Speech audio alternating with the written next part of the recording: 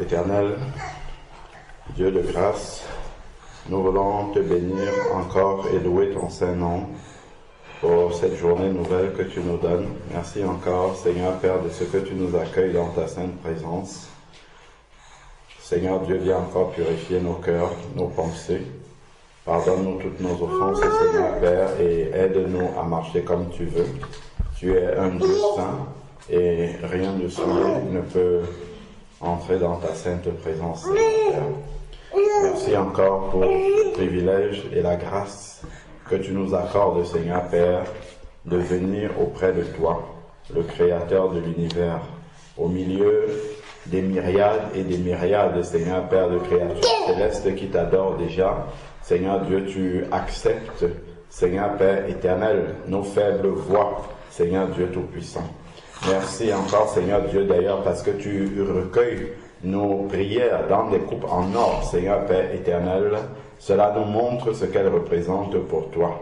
Béni soit ton Saint-Nom. Conduis-nous encore, Seigneur Père éternel, dans ce partage, Seigneur Dieu Tout-Puissant, et que cela puisse imprégner nos vies, afin que nous puissions, Seigneur Dieu, marcher conformément, Seigneur Dieu Tout-Puissant, à ta parole, conformément, Seigneur Dieu, au modèle de ton Fils Jésus-Christ, car ta parole nous dit que tout ce que tu as choisi, tu les as aussi prédestinés à être semblables à l'image de ton Fils Jésus-Christ, afin que Jésus-Christ soit le premier d'entre un grand nombre de frères. Père éternel, aide-nous à ressembler à cette image de Jésus-Christ au nom de ce Jésus-Christ, là, ton Fils unique, qui a versé son sang pour chacun de nous. Amen. Alors, donc, on va commencer. Alors, la dernière fois, on avait parlé de quoi? Oui, Wendy. On avait parlé de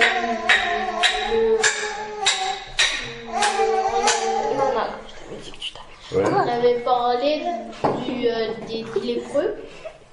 On avait parlé des 10 lépreux, très bien. Et qu'est-ce qu'on avait... On avait compris de l'histoire des 10 lépreux par rapport à nous.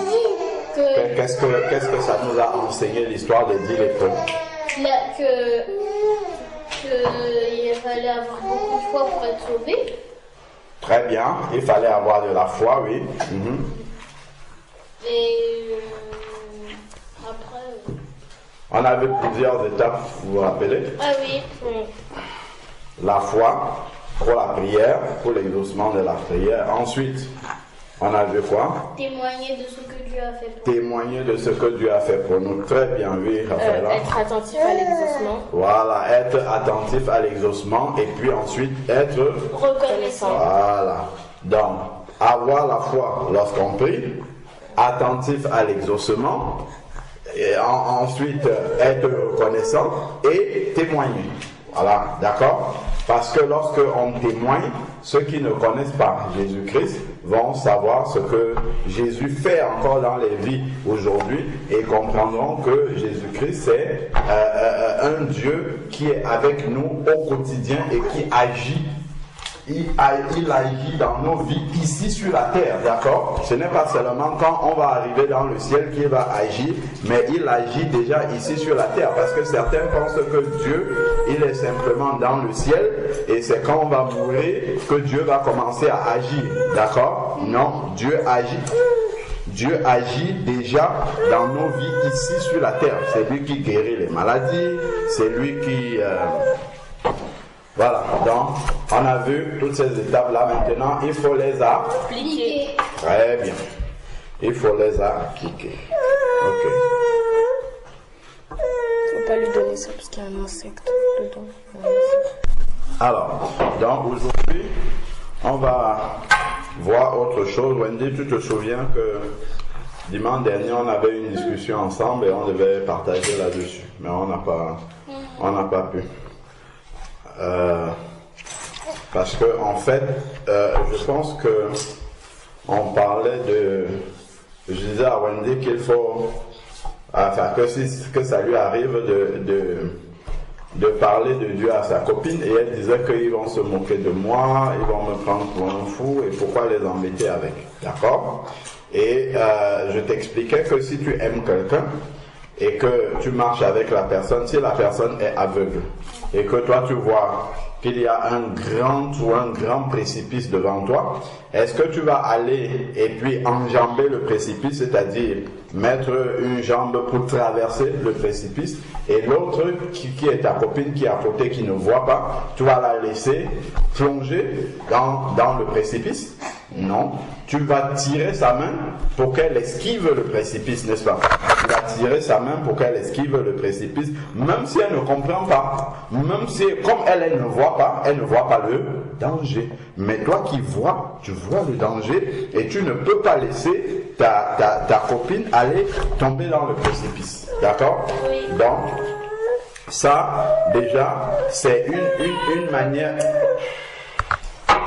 Donc voilà, tu vas pas laisser... même si la copine se moque de toi, même si elle se moque de toi, tu vas quand même agir pour la sauver, même si elle se moque de toi, parce que toi tu vois le trou, tu es sûr que le trou il est là, mais comme elle ne voit pas le trou, elle peut dire ouais, ben Wendy, tu prends des précautions pour rien, tu en fais trop, il y a pas de danger, ainsi de suite. Donc elle peut même se moquer de toi que tu prends trop de précautions alors qu'il n'y a pas de danger, d'accord?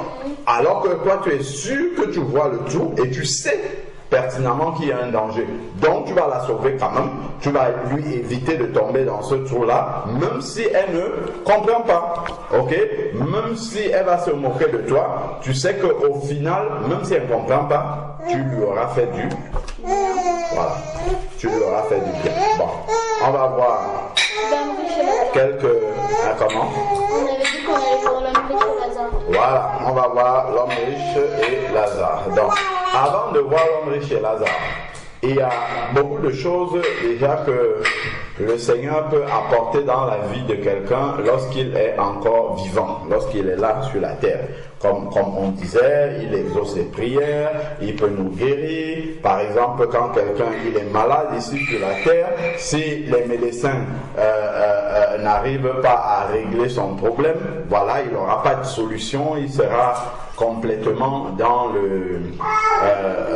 l'incertitude, parce que les médecins n'ont pas de solution, donc il n'aura plus aucune espérance, aucun espoir, d'accord? Alors que nous, en tant qu'enfants de Dieu, on va toujours avoir de l'espoir et de l'espérance jusqu'au bout, parce qu'on sait que Dieu peut intervenir à tout moment, il peut guérir toute forme de maladie, toute forme d'infirmité, même. Donc même si on est handicapé, Dieu est capable de résoudre. Tant qu'on est sur la terre, Dieu est capable d'intervenir. Alors que les médecins, au bout de certaines analyses, au bout de certains traitements, ils vont dire là, nous, on ne peut plus rien faire. D'accord? Alors que Dieu ne dira jamais devant un cas, je ne peux plus rien faire. Ok?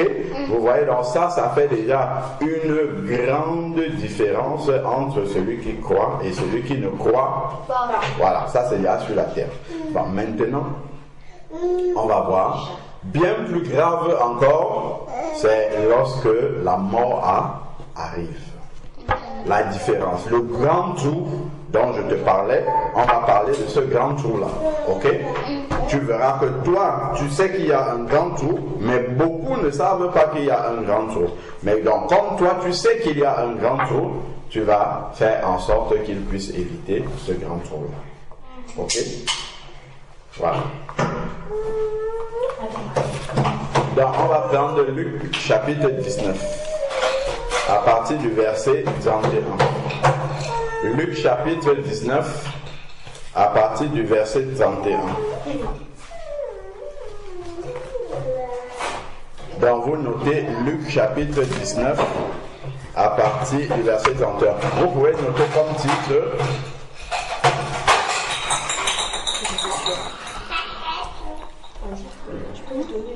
Pourquoi le titre, vous notez la date?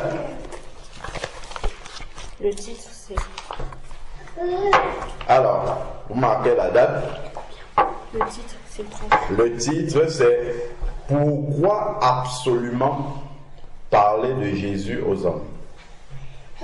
Pourquoi absolument parler de Jésus aux hommes? Quand on dit homme, c'est pas forcément le sexe masculin, hein, c'est l'être humain. D'accord? Pourquoi absolument parler de Jésus aux hommes? D'accord?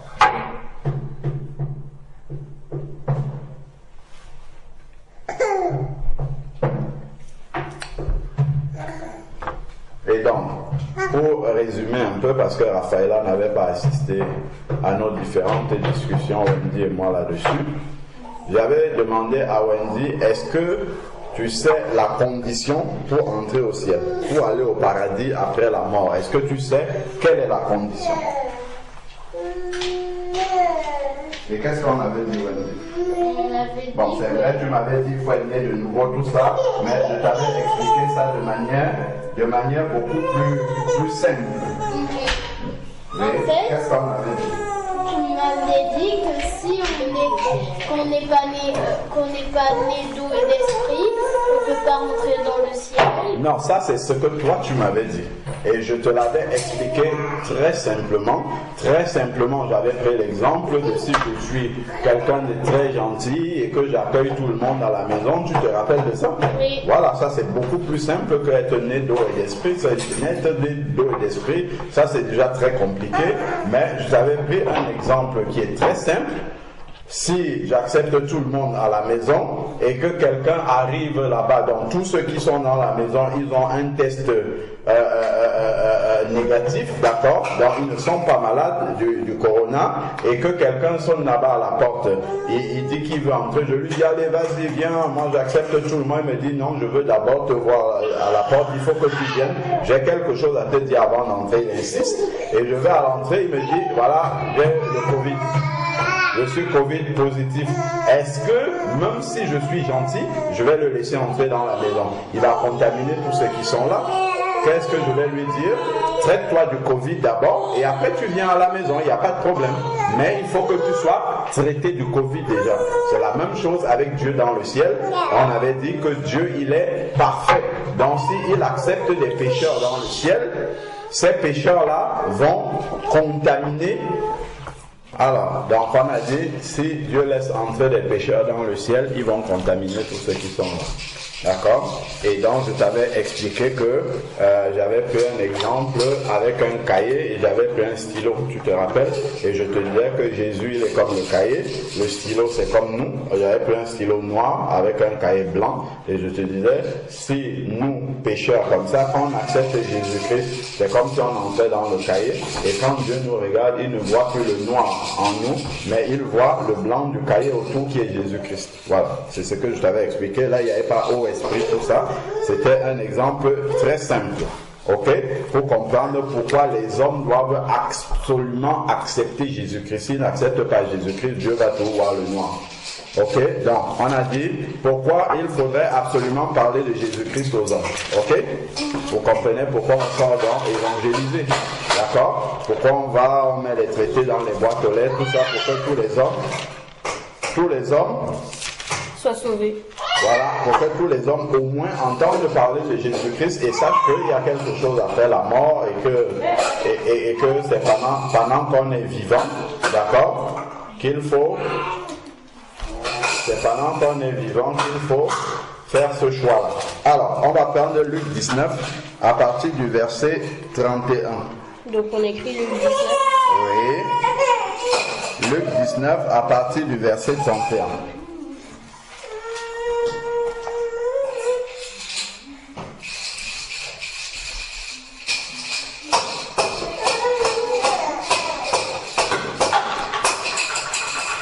Luc 16, pardon, excusez-moi, l'homme riche et Lazare, c'est Luc 16 à partir du verset, attendez, à partir du verset 19, autant pour moi. Luc 16, verset 19 jusqu'au verset 31, voilà, c'est ça. Luc 16, à partir de 19 jusqu'à 31.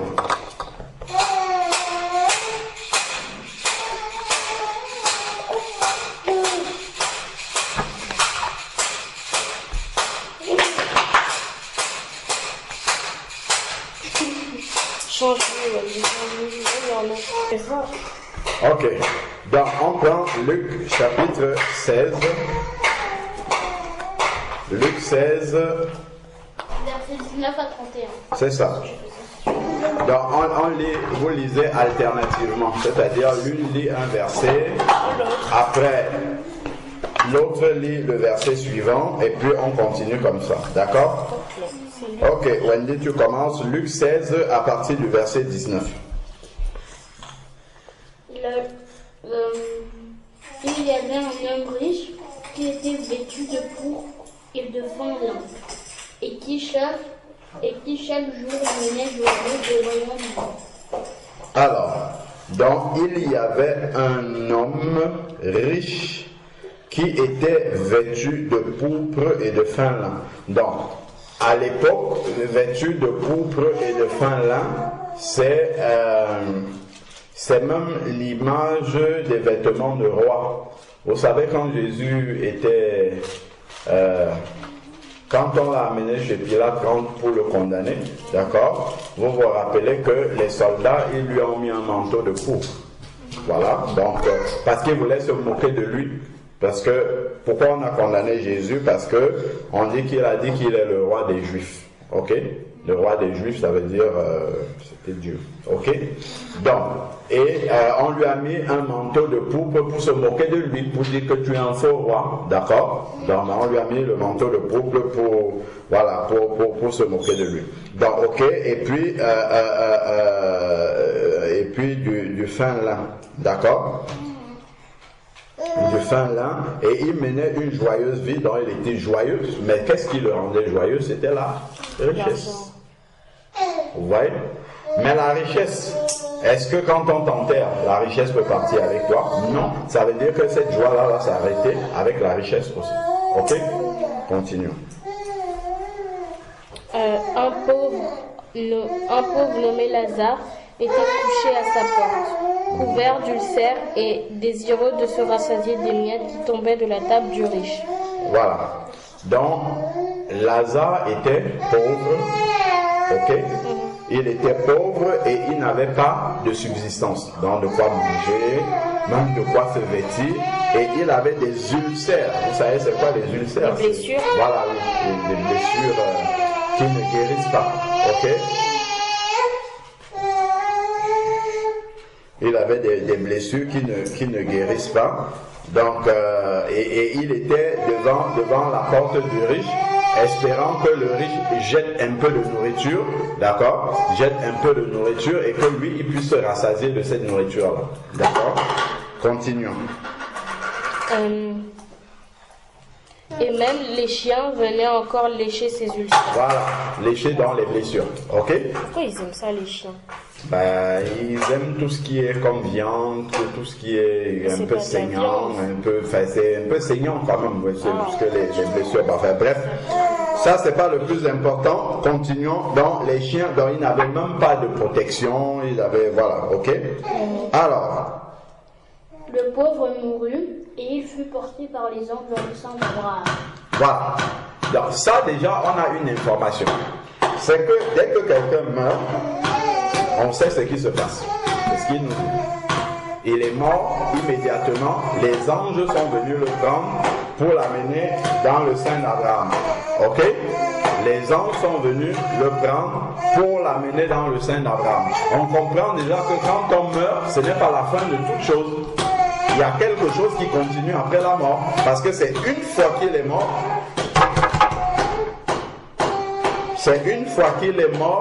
que les anges sont venus le prendre. Ok?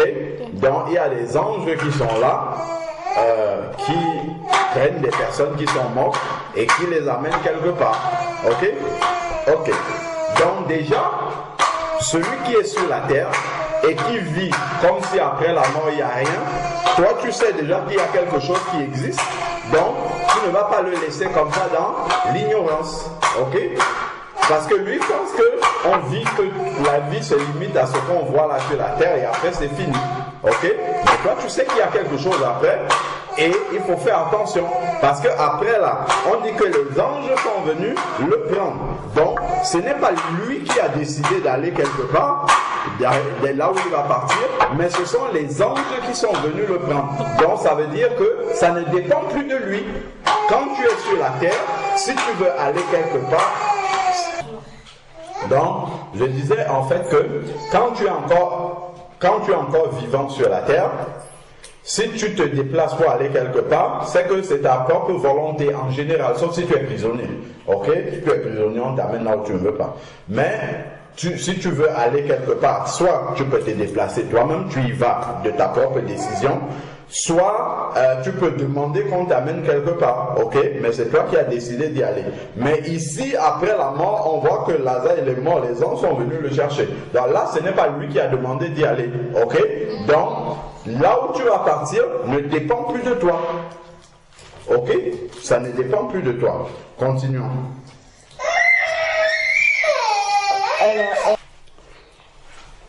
Ok. Donc, on va poursuivre. Dans le pauvre mourut, d'accord, et fut porté par les anges. Donc là, on ne lui a pas demandé. On l'a porté quelque part qu'on appelle le sein d'Abraham. Ok? Après. Le riche mourut aussi et il fut enseveli. Voilà. Donc on voit déjà que celui qui est riche là, lui, il a été enseveli, enterré. Donc on a trouvé un tombeau pour lui. Donc déjà il faut avoir les moyens, ok, pour avoir un tombeau dans lequel on a déposé son corps, ok. Voilà. Ok. Donc on voit déjà une différence. Mais là, c'est une différence de traitement sur le corps de la personne qui est décédée, qui est morte, mais ça ne change pas le lieu là où ils vont partir. Ok? Donc, continuons. Donc, le riche, lui, il a été enterré, enseveli. Le pauvre, on ne sait même pas où était son corps, mais on sait que les anges sont venus le chercher. Ok? Dans le séjour. Allez, donc, on continue. Dans le séjour des morts. Voilà. Il leva les yeux, et tandis qu'il était en proie au tourment, il vit de loin Abraham et Lazare dans son sein. Voilà. Ok, donc on nous a dit que le riche a été enseveli, enterré. Qu'est-ce qui s'est passé pour lui? Il a été dirigé où? En enfer. Non, on n'a pas dit ce que tu vois. Enfer, on n'a pas écrit enfer dans la Bible. Dis ce que tu lis dans la Bible. Hein? Au séjour des morts. Voilà. Il a été amené dans le séjour des morts. Ok? Tandis que Lazare, lui, il a été amené dans le sein d'Abraham. Donc on voit déjà qu'il y a une différence de destination après la mort. Ok? Certes, tout le monde ne va pas au même endroit après la mort. D'accord? Alors, donc, on voit ici qu'il y a une différence de destination selon quelque chose, on va comprendre, d'accord, selon un critère, mais on voit que tout le monde ne va pas au même endroit. Parce que le riche n'est pas allé au même endroit que le pauvre Lazare. Ok?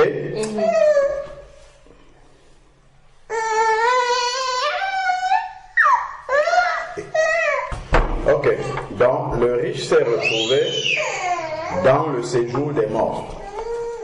Ok? Oui. Et qu'est-ce qu'on nous dit du séjour des morts? Qu'est-ce qui se passe là-bas? Il s'écria: Père Abraham. Non, je ne demande pas de relire, de continuer. Je demande de relire le verset 23. La Bible, en fait, il faut aller dans un verset, le relire pour comprendre tout ce qu'il y a dans ce verset-là. C'est pas moi qui l'ai dit. Non, je dis à Raphaëlla, je m'adresse à Raphaëlla, je ne demande pas de continuer à lire, mais je dis, qu'est-ce que nous lisons dans le verset 23? Il y a plein d'informations là-dedans, il faut le lire doucement. Dans le séjour des morts, il leva les yeux, en proie au tourment. On comprend déjà que dans le séjour des morts, ce n'est pas un endroit de repos. Le tourment, ça vient de tout. Donc, on comprend déjà que le séjour des morts n'est pas un endroit de paix, mais un endroit de tourment, écrit. Le séjour des morts n'est pas un endroit de paix, mais un endroit de tourment. Est-ce que toi, tu aimerais que ta copine d'école avec qui tu marches tous les jours soit tourmentée tout le temps? Non. Elle ne sait pas qu'après la mort, il peut avoir les tourments, mais toi tu le sais. Est-ce que ça ne te ferait rien dans le cœur de voir ta copine? Imagine un peu maintenant, toi tu es vivant là, et tu vois ta copine tourmentée dans le feu. C'est pas juste tourmentée par quelque chose qui va passer, mais c'est tourmentée dans le feu. D'accord? Tourmenté, tu imagines quand toi tu dors, tu as des moments dans la journée, tu vas à l'école, tu reviens, tu manges, tu fais plusieurs choses et après tu dors, ok? Mais tu imagines que pendant tout ce temps-là, quelqu'un, lui, il est tourmenté à longueur de journée. C'est pas quelque chose qui s'arrête. D'accord? Donc il n'a pas de paix. Il est tourmenté, c'est-à-dire il y a quelque chose qui provoque des tourments, qui fait souffrir cette personne-là. Voilà, c'est ça. Qui fait souffrir la personne à longueur de journée. Est-ce que toi, tu peux supporter, si tu voyais ça, ta copine avec qui tu marches, est-ce que tu peux supporter qu'elle soit tourmentée comme ça? Non. Voilà. Tu commences à comprendre quand on parle de quelque chose de dangereux que toi tu vois et que l'autre personne ne voit pas. Ok? Voilà. Donc, le séjour, on a dit, le séjour des morts est un lieu Le séjour des morts de repos, mais un endroit de tourment. Un endroit de tourment, V23. Ok? Verset 23.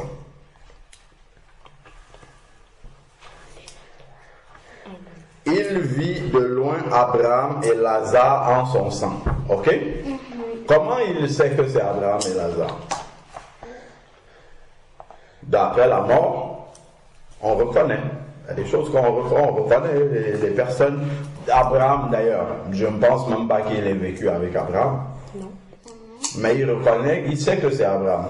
Ok? Comment il sait? Il ne connaissait même pas. Dieu permet qu'il sache. Ok? Donc, il y a des choses que l'on voit après la mort et dont on a connaissance et qu'on ne connaissait pas quand on était vivant. Et il y a des choses qu'on connaissait quand on était vivant, qu'on continue à connaître après la mort, comme Lazare. Il reconnaît que c'était Lazare, il connaissait Lazare vivant, puisque Lazare était devant son portail, ok?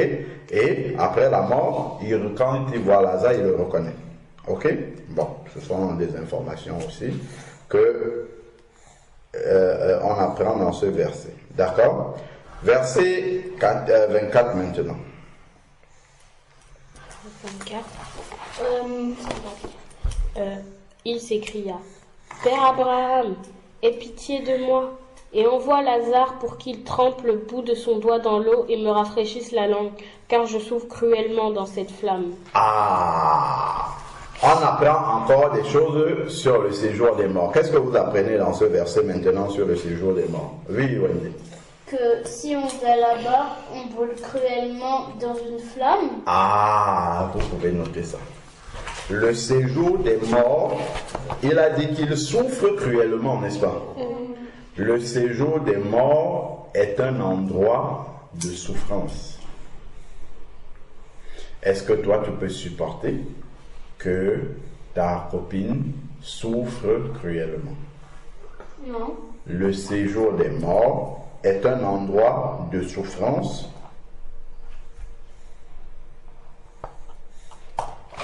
et de flamme continuelle.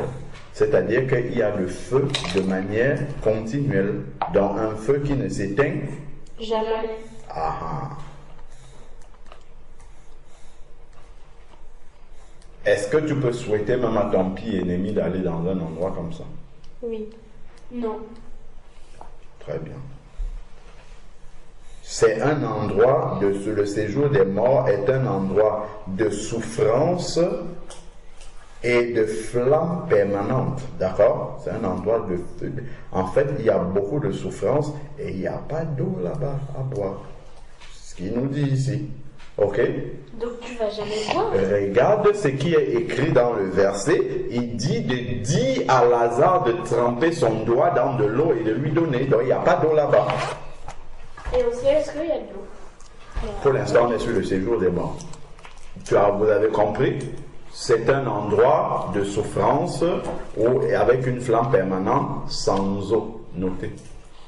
Sans eau à boire.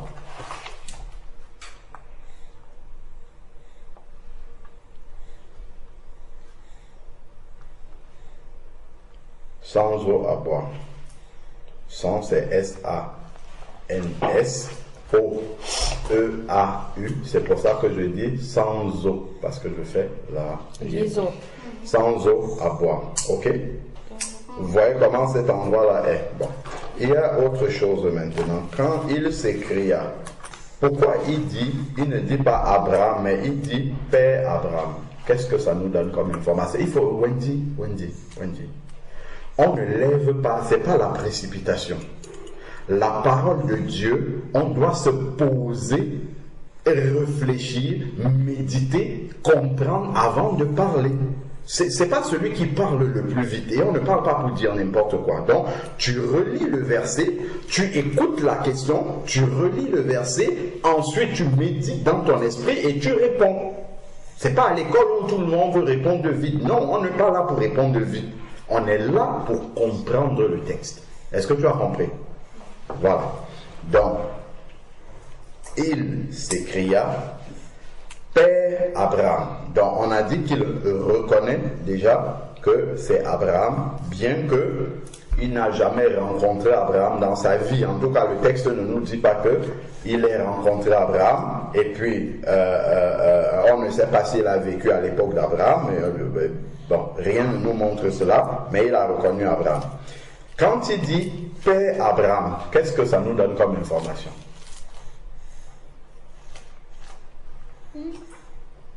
Quand il dit Père Abraham, qu'est-ce que ça nous donne comme information? Oui. Ça nous donne qu'il ne peut pas dire Abraham parce qu'il est dans un endroit saint.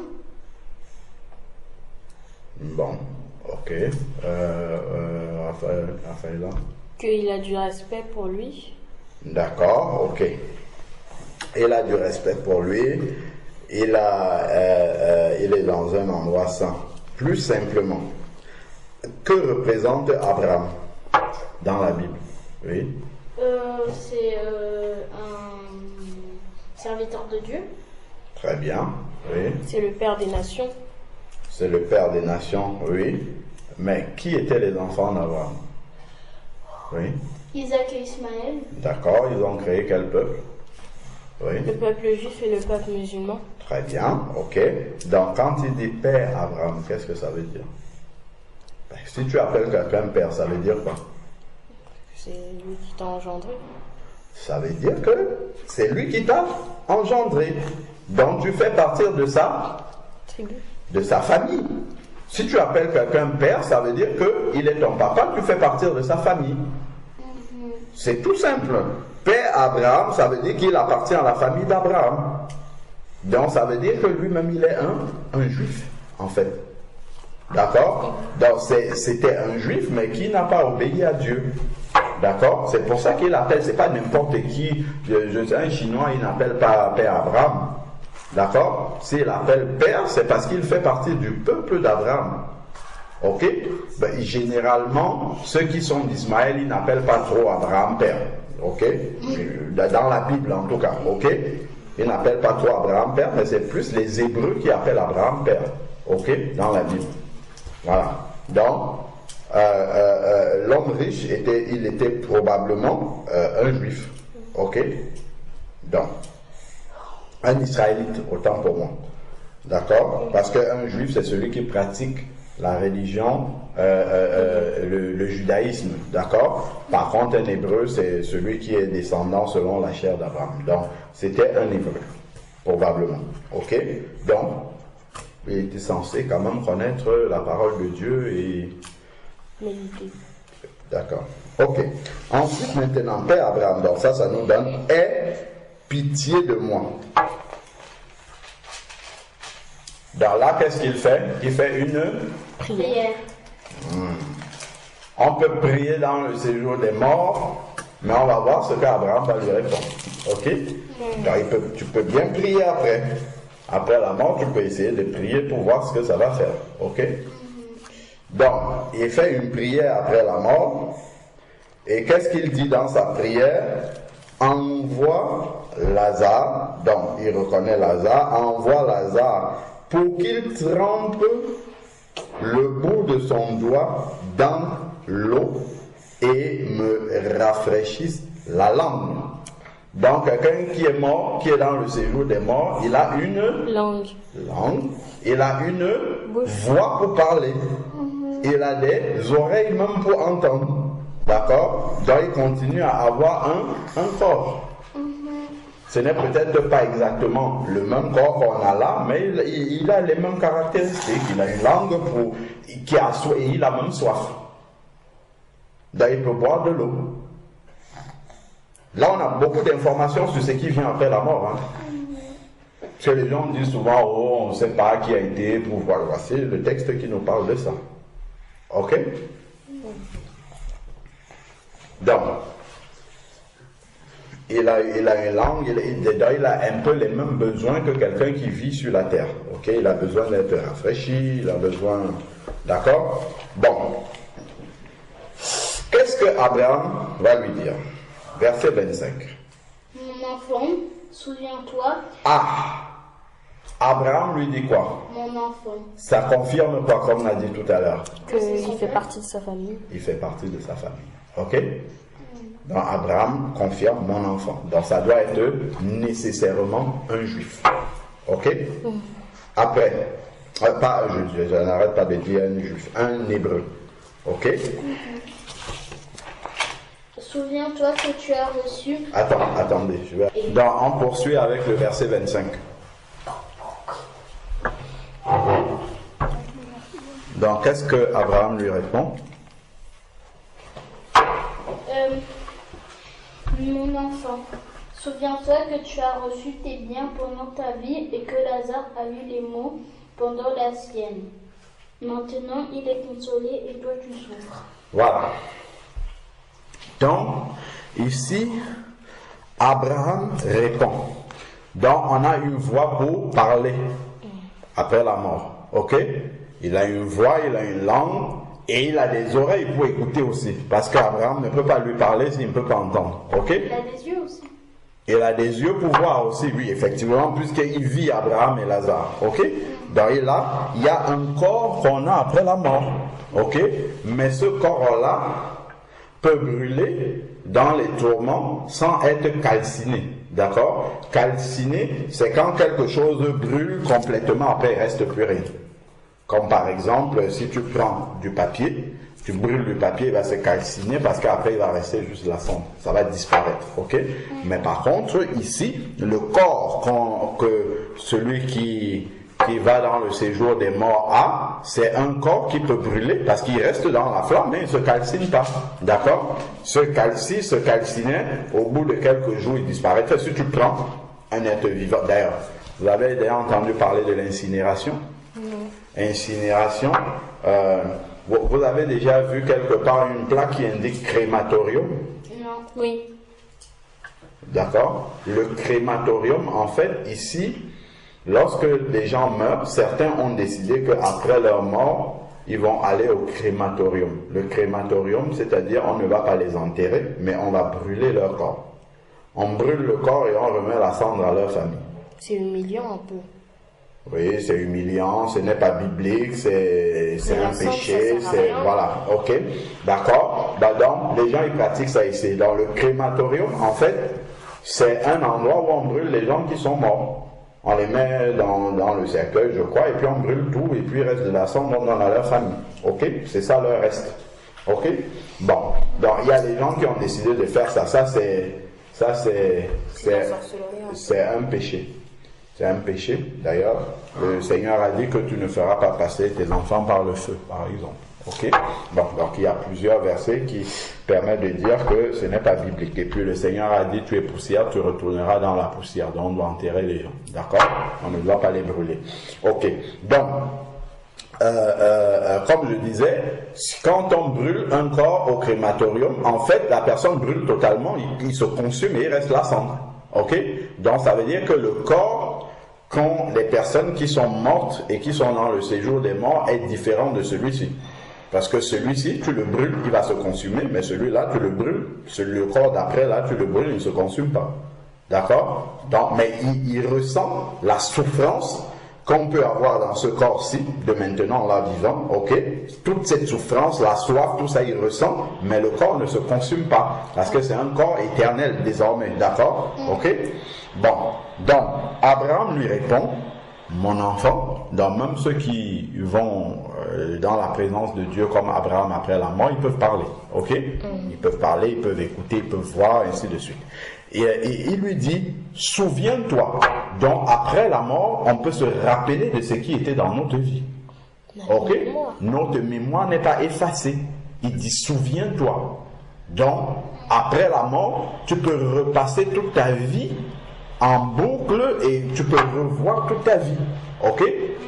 C'est un peu comme les gens qui sont passés dans le coma, ils disent qu'ils ont revu toute leur vie défiler, et ainsi de suite, ou bien ceux qui sont passés près de la mort. Souvent ils disent ça, d'accord? Donc là, carrément, après la mort, il peut se souvenir de ce qui s'est passé dans sa vie. Ok? Donc tout n'est pas effacé. Donc Abraham lui dit, souviens-toi que tu as reçu tes biens pendant ta vie. D'accord? Donc Dieu l'avait béni avec des biens. Mais quand Dieu te donne des biens comme ça, tu dois pouvoir les utiliser pour sa gloire. Voilà. Mais est-ce que c'est ce que le monsieur a fait? Vous vous rappelez le premier verset, ce qu'il faisait?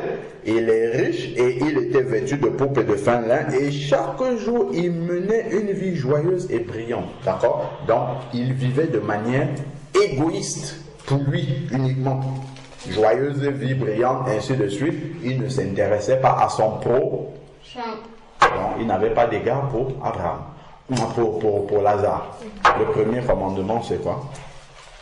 Le plus grand. Aime ton prochain comme toi-même. Tu aimeras le Seigneur ton Dieu de tout ton cœur, de toute ton âme, de toute ta pensée. Et voici le deuxième qui lui est semblable. Tu aimeras ton prochain comme toi-même. Voilà. Donc il n'a pas obéi à ce commandement-là qui est le premier. Ok? Donc on commence à comprendre pourquoi il se retrouve là-bas. D'accord? Donc, là on a appris ici que celui qui est mort, il peut se souvenir encore de sa vie, ok, qu'il a eu les biens pendant sa vie, et il se souvient même aussi de Lazare, d'accord, parce que Lazare était devant son portail. Donc, et Abraham lui dit, et Lazare, et Lazare a eu des maux, dans des souffrances, ok, Lazare a eu des souffrances, et maintenant ici il est consolé. Donc il est ici consolé. Donc après la mort, il est passé par des souffrances, mais il a gardé la foi. Il n'est pas parti au ciel parce qu'il a souffert sur la terre, hein? Pas du tout. L'homme riche n'est pas parti dans le séjour des morts parce qu'il était riche. Non, ce n'est pas ça. Le verset 19 nous dit qu'il menait une vie joyeuse et brillante chaque jour. Mais il ne se souciait pas du pauvre qui était devant sa porte. Donc, en fait, il était égoïste. C'est ça qui l'a amené là-bas. Ok? Et Lazare, dans le texte, Lazare, on dit, même les chiens venaient lécher ses ulcères. Donc, Lazare ne se plaignait pas de sa condition de souffrance. Il n'en voulait pas aux riches qui ne lui donnaient pas à manger. Ok? Il était prêt à se contenter, on nous a dit, des miettes qui tombaient de la table du riche. C'est ça ici. Il aurait désiré se rassasier des miettes qui tombaient de la table du riche. Donc Lazare n'était pas en train de murmurer contre le riche en disant « Oh, lui il a beaucoup, pourquoi il ne pense pas à moi, il est égoïste ?» Non, il n'était pas en train de murmurer. On dit qu'il était désireux de se rassasier si on lui donnait les miettes. Ok? Vous voyez? Donc il a gardé sa confiance en Dieu en se disant « Ah, si ce riche-là, s'il pouvait penser à moi, mais il n'a pas murmuré contre lui. » Donc, on voit que Lazare avait un bon cœur. Il a accepté sa situation et il n'était pas aigri contre celui qui était riche. Ok? Tandis que le riche, lui, il était égoïste. On peut noter. L'homme riche a mené une vie égoïste, sans penser à son prochain. Entre parenthèses, V19. Ok? Et quelque part, on nous a dit que l'homme riche priait Dieu, qu'il remerciait Dieu de lui avoir donné cette richesse. Il n'était pas comment? Reconnaissant. Pourtant, Abraham nous dit que sur la terre, il a reçu des biens pendant sa vie. Il a reçu ces biens-là de qui? Qui lui a donné ces biens? Dieu. Mais il n'a pas été reconnaissant. Ça a encore un autre péché. Ok? L'homme riche. Donc, l'homme riche, on a dit quoi? L'homme riche était égoïste, c'est ça? Oui. Voilà. L'homme riche a vécu de manière égoïste. Voilà. L'homme riche a vécu de manière égoïste et sans être reconnaissant à Dieu qui lui a donné ses biens. Ok? Entre parenthèses V19 et on va noter aussi V25 parce que c'est Abraham qui nous dit qu'il a reçu ces biens-là. Donc reçu c'est de Dieu. Ok? V19 et V25. Dans l'homme riche,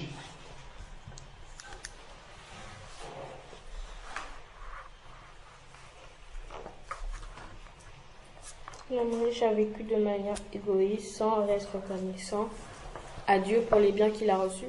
oui, sans être reconnaissant à Dieu, a vécu de manière égoïste, entre parenthèses V19, on peut mettre ça parce que c'est le V19 qui nous donne égoïste. Après, sans être reconnaissant à Dieu pour les biens qu'il a reçus de lui, là vous mettez V25. Ok?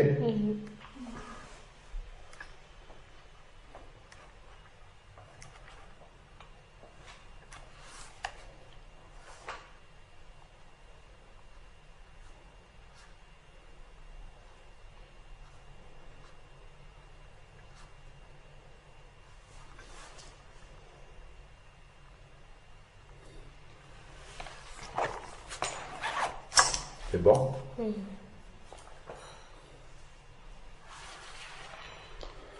Alors, tandis que Lazare, vous pouvez aller à la ligne, hein, c'est un autre paragraphe. Tandis que, c'est tandis que est plus loin. Ok? Tandis et que plus loin.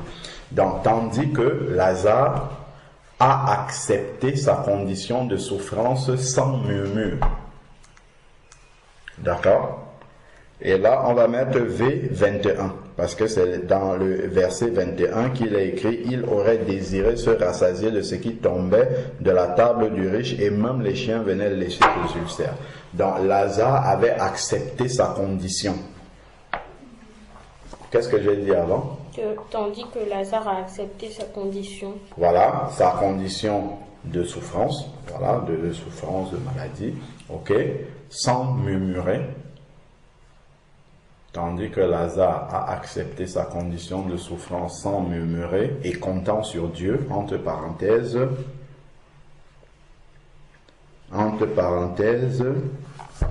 V21. Parce qu'il aurait désiré se rassasier de ce qui tombait de la table du riche, donc il comptait que Dieu touche le cœur du riche pour que le riche lui donne de ce qui restait de sa table. D'accord?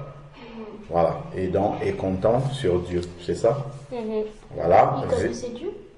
Lazare, oui. Et il comptait sur Dieu, oui. Oui. Il connaissait Dieu. On le voit après parce que les anges sont venus le chercher. Donc, Dieu envoie ses anges chercher quelqu'un qu'il connaît. D'accord? Si tu connais Dieu, Dieu te connaît aussi. Ok? C'est pour ça que Dieu a envoyé les anges le chercher. Donc, ok? Voilà, V21. Vous avez noté? Donc, tandis que Lazare a accepté sa condition de souffrance sans murmure, ou sans murmurer, d'accord? Sans murmurer en comptant sur Dieu, V21.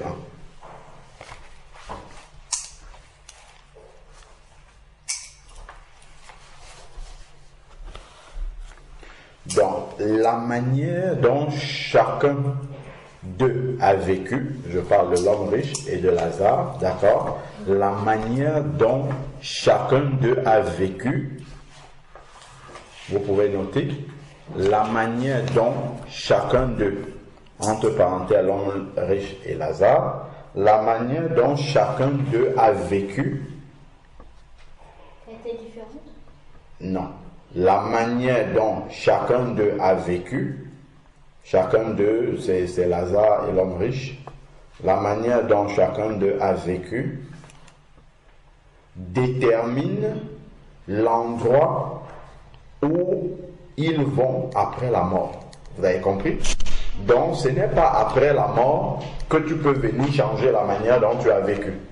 C'est pendant que tu vis qu'il faut vivre comme Dieu veut. Est-ce que vous comprenez? Parce qu'après la mort, tu ne peux plus rien changer. Parce qu'il lui dit, souviens-toi que dans ta vie, tu as eu des biens. D'accord? Donc c'est pendant ta vie que tu pouvais changer quelque chose. Ok? Et Lazare, lui, il a eu des maux pendant sa vie. Et ici, il est consolé. Donc, on voit en fait que c'est ce que tu as fait pendant ta vie qui dit là où tu vas partir après. Ok? C'est bon? Qu'est-ce que vous avez noté? La manière dont chacun d'eux a vécu détermine l'endroit où ils vont. Après la mort. Mais est-ce que c'est un péché? Il faut d'abord noter. Note d'abord, sinon tu vas oublier. Et après, tu poses la question. Tu gardes la question, tu notes et après, tu poses la question. Il n'y a pas de verset à mettre là. Déterminer, si, le verset 25. Ok, 25. Parce que c'est le verset 25 dans lequel Abraham rappelle comment les deux ont vécu et ça explique là où chacun est. Il dit, lui, il est consolé ici parce qu'il a eu des maux sur la terre et il a fait confiance à Dieu, il a accepté sa condition sans murmurer. Et toi, là où tu es, quelque part, tu mérites aussi parce que tu as eu les biens pendant la vie, mais tu as été égoïste avec ces biens-là. Ok? Tu les as gardés pour toi. Il vivait joyeuse vie chaque jour, donc il ne s'intéressait qu'à lui. Oui, question. Est-ce que c'est un péché si tu fais tout ce que Dieu demande pour intérêt d'aller au ciel? J'ai pas bien compris. Est-ce que c'est un péché de faire tout ce que Dieu demande juste pour aller au ciel? Juste pour aller au ciel? Oui. Il faut le faire par amour pour Dieu aussi. Ok? Donc on pourra lire ça dans 1 Corinthiens 13 qui parle de l'amour pour Dieu. Il dit que même si on fait de bonnes actions, il faut qu'on fasse ces bonnes actions-là motivées par l'amour de Dieu en nous. Ok? Qu'on ne fasse pas ça juste pour que Dieu dise que oui, voilà, tu as fait. D'accord? Il faut que ça soit motivé par l'amour de Dieu. Ok? Dans nos cœurs. Ok, donc on va poursuivre dans ces versets 25, hein, ce que nous venons de dire. Ok, et il lui dit, et toi tu souffres. Donc, il parle de leur vie, et après, il dit leurs conditions après. Lazare, lui, il est consolé, et toi, tu souffres. Donc, c'est d'après ce que vous avez fait, la manière dont vous avez géré votre vie, que vous êtes ici. Et en fait, c'est l'obéissance au premier commandement. Aimer Dieu de tout son cœur, de toute son âme, de toute sa pensée. Ça, c'est ce que Lazare, lui, il a fait, parce qu'il a fait confiance à Dieu, et tandis que l'homme riche, le deuxième commandement, aime ton prochain comme toi-même, il n'a pas obéi à ce commandement-là, et il est là où il est. D'accord?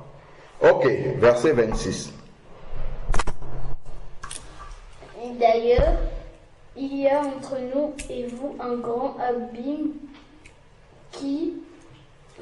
que ceux qui voudraient nous ne puissent le faire. Reprends, tout doucement.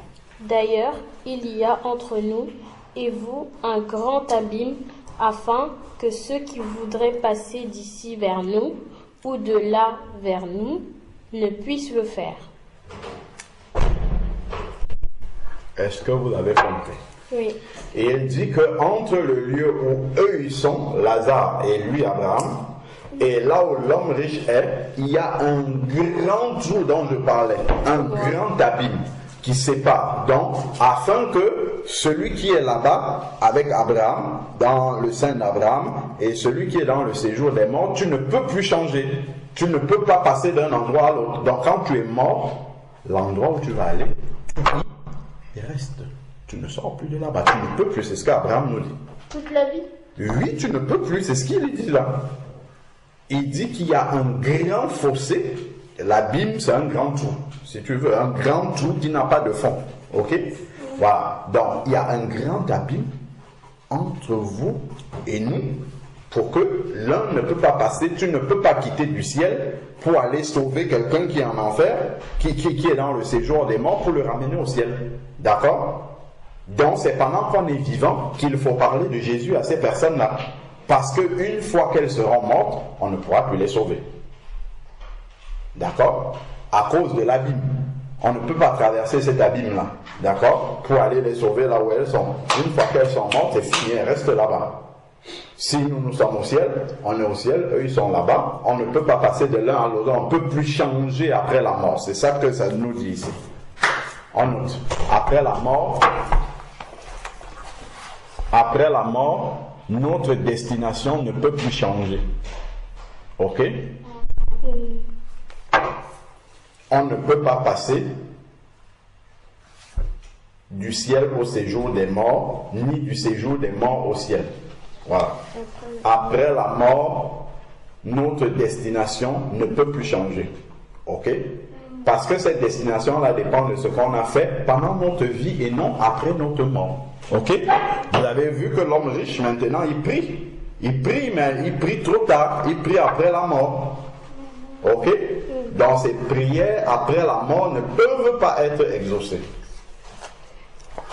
Vous avez vu pourquoi on ne prie pas on ne peut pas prier pour un mort. La raison, c'est que, en fait, aucune prière ne peut plus être exaucée pour quelqu'un qui est mort.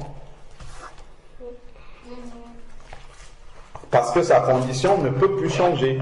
Donc ça ne sert à rien qu'on prie pour un mort. D'accord? Ce passage-là nous montre que ça ne sert à rien de prier pour un mort parce que sa condition ne peut plus changer. Lui-même, le mort, là, il a prié.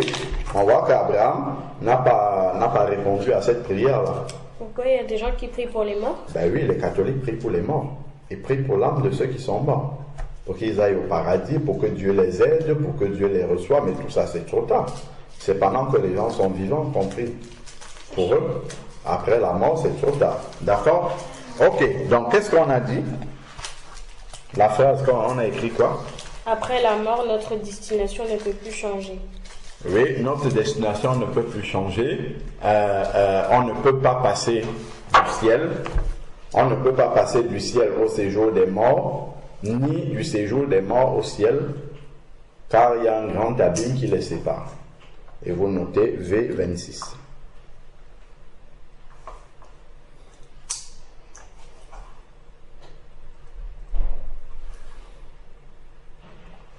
On va aller lire un autre verset qui est ailleurs.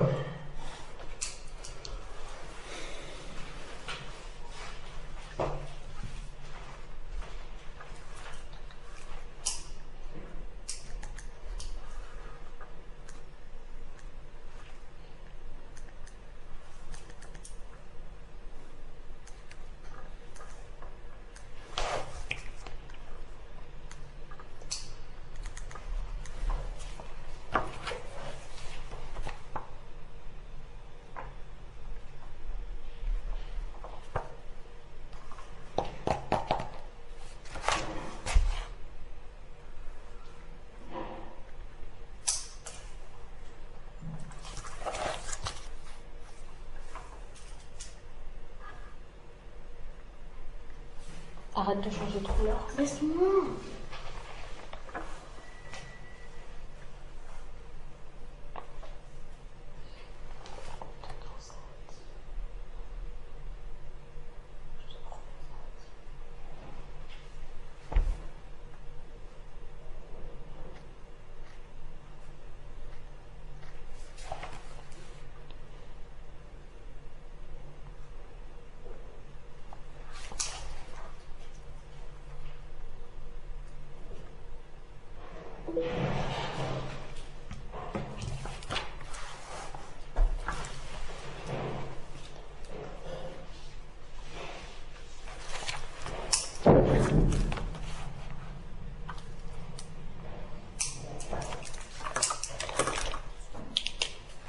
C'est bon? Donc, on a dit que... qu'est-ce qu'on a dit? Notre destination ne peut plus changer. On ne peut pas passer du ciel au séjour des morts, ni du séjour des morts au ciel, car il y a un grand abîme qui les sépare. V, 26. V26, c'est bon pour toi, Wendy? Bon, on va aller lire un autre verset. C'est bon, Wendy? Tu as noté? Vas-y, tu peux copier sur moi. On va aller dans Hébreux 9, 27 après. Hébreux chapitre 9, verset 27.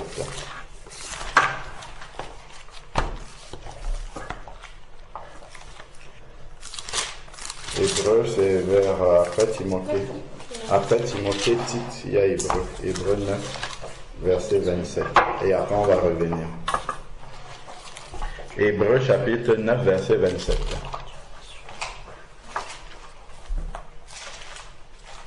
Hébreux 9, verset 27. C'est après Jean?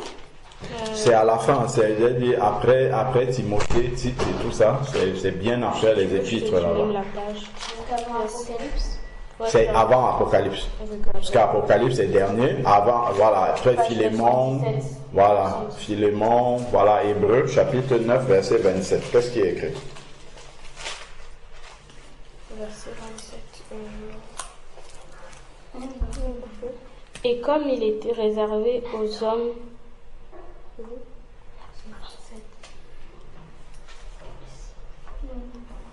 Et comme il est réservé aux hommes de mourir une seule fois, après quoi vient le jugement de même Christ. Non, c'est bon. Ah. Ça s'arrête à 27. Et comme il est réservé aux hommes de mourir une seule fois, après quoi vient le jugement. Donc, une fois que les hommes meurent, il y a un jugement immédiat qui est prononcé. Déjà. Ce jugement-là, c'est la destination où on va. D'accord? Destination finale. Réservé de mourir une fois, après quoi vient le jugement, donc on ne peut plus rien changer. Quand on donne un jugement, on ne peut pas changer ce jugement-là. Il est définitif. La destination, là, elle est définitive et elle vient immédiatement après la mort. C'est pour ça qu'il dit, il est réservé aux hommes de mourir une seule fois. Il meurt une fois, après il y a le jugement, en séjour des morts, ou bien le ciel, et après on ne peut plus rien y changer. Donc vous notez Hébreux 9, 27, après la mort, ça confirme. Hébreux 9, 27. Hébreux 9, 27.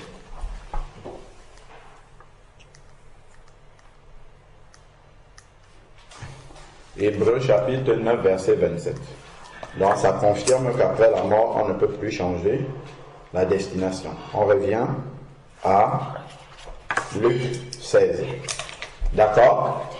Après la mort, on ne peut plus changer sa destination. Donc, c'est pour ça que c'est pendant que les gens sont vivants qu'il faut leur parler de Jésus. Ok? Et même s'ils ne nous comprennent pas, même s'ils nous traitent de fous, même si parce que nous on sait que s'ils restent comme ils sont, ils vont prendre la place de l'homme riche ici. C'est là qu'ils vont partir. Ok? Revenons au texte. Nous sommes au verset 27 maintenant. Ok? Qui lit le verset 27? Vas-y, Randy, doucement. Lentement. Oui? Le riche Oui? dit, je te prie donc, Père Abraham, d'envoyer Lazare dans la maison de mon père, car j'ai 5 frères. Ok. Donc, il continue. Là, maintenant, il dit clairement qu'il prie. Donc, il prie après la mort. Est-ce que sa première prière a été exaucée? Quand il demandait de dire à Lazare de tremper son doigt dans l'eau et lui donner. Non. Ok, vous notez ça. Après la mort, aucune prière ne peut plus être exaucée. Vous notez?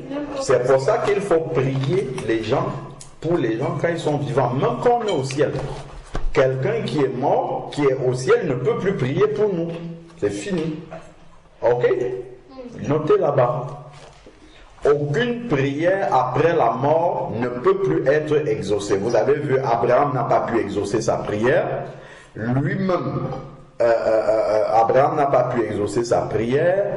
Abraham n'a pas pu, on va voir après, ne peut pas faire quelque chose pour ceux qui sont encore sur la terre. Ok?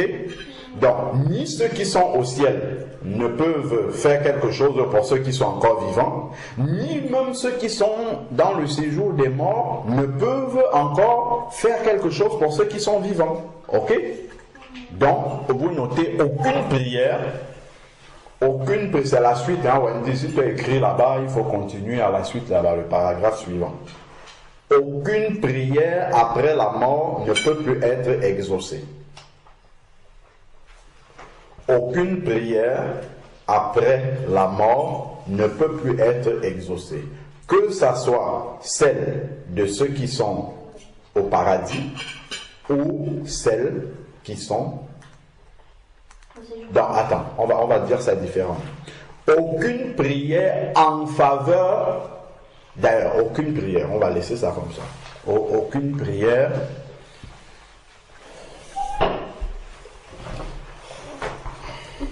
après la mort. Oui, aucune prière après la mort ne peut plus être exaucée. On va dire ça comme ça. Ok? C'est vrai que ceux qui sont dans le ciel peuvent demander à Jésus des choses qui se passent dans le ciel. Ça peut être exaucé. Ok? Mais ils ne peuvent pas demander quelque chose qui se passe sur la terre. Ok? Ah, c'est trop tard. C'est en fait ça que je veux exprimer. D'accord? Mais par contre, si quelqu'un il est au ciel, il peut quand même demander, et qu'il est mort avant la fin du monde, Oui. il peut quand même demander à Dieu que quelqu'un se convertisse. Non, il ne peut plus faire ça, c'est trop tard. Non, il ne demande plus rien qui concerne la terre à Dieu. C'est pendant qu'on est vivant qu'il faut le faire. Il peut demander à Dieu des choses qui se passent dans le ciel là-bas. D'accord? Mais ce qui se passe sur la terre, même on aura l'occasion de lire dans Apocalypse, où ceux qui ont été immolés pour la parole de Dieu demandent à Dieu de venger leur sang sur la terre, et il leur dit, attendez, restez dans le repos. Ok? Même cette prière-là n'est pas exaucée. Il leur dit, attendez. D'accord? Donc aucune prière après la mort ne peut plus être exaucée. Est-ce que vous comprenez? Donc, vous avez noté aucune prière après la mort ne peut plus être exaucée. Donc, on va voir déjà que, verset 25, on voit qu'Abraham n'a pas répondu à la première prière de l'homme riche, où il demandait à Lazare de tremper son doigt, d'accord? Il n'a pas exaucé cette prière-là. Ah, c'est la première prière qui est mise de côté. L'homme riche va encore faire une deuxième prière ici. Je lis le verset 28. Comment? Non, vous avez noté, il faut noter les versets. Vous avez écrit qu'aucune prière ne peut plus être exaucée. V25, il faut dire là où, pourquoi on ne dit pas les choses en l'air, on dit des choses qui sont écrites. Donc, verset 25. Abraham n'a pas répondu à la prière de l'homme riche qui voulait de l'eau. Voilà. Abraham n'a pas répondu à la prière de l'homme riche qui voulait de l'eau. V25. Ok? On a dit aucune prière ne peut plus être exaucée après la mort. On va donner un exemple. Abraham n'a pas répondu à la prière de l'homme riche qui voulait de l'eau. V25. Donc Abraham n'a pas répondu. On va voir que la deuxième prière de l'homme riche aussi, concernant ses frères qui sont sur la terre, Abraham ne va pas répondre non plus. Ok, il ne va pas exaucer cette prière.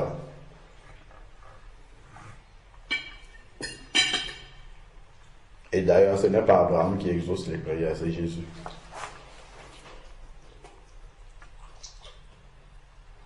Dans ceux qui disent demandons à Saint Paul de prier pour nous, ceux qui sont dans le ciel là, demandons à Saint Jean de prier pour nous, demandons à notre grand-père qui est déjà mort de prier pour nous. Tout ça là, c'est pas biblique ici. Ok? Tu auras beau demander, ils ne peuvent rien faire. Ça se voit là. Ok? Ils ne peuvent pas répondre à cette prière, ils ne peuvent rien faire. Ceux qui sont au ciel. Alors, qu'est-ce qu'on a? Abraham n'a pas répondu à la prière de l'homme riche qui voulait de l'eau, V25. V25. Ok, donc on va lire le 28. Le 20. Oui. T'as pas fini de noter?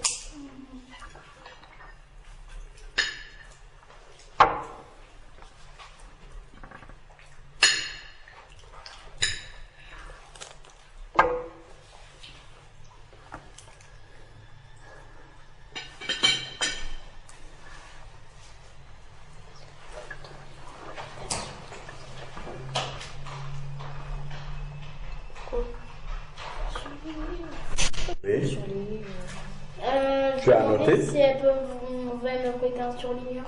Oui. Eh ben, est-ce que tu as noté d'abord tout ce qu'on a dit avant de souligner? Oui. Qu'est-ce que tu as noté? Abraham n'a pas répondu à la prière de l'homme qui voulait de l'eau. V25. Ok, très bien. Alors, au verset 27, l'homme riche a fait une nouvelle prière pour ses frères qui sont restés sur la terre. Ok? Mhm.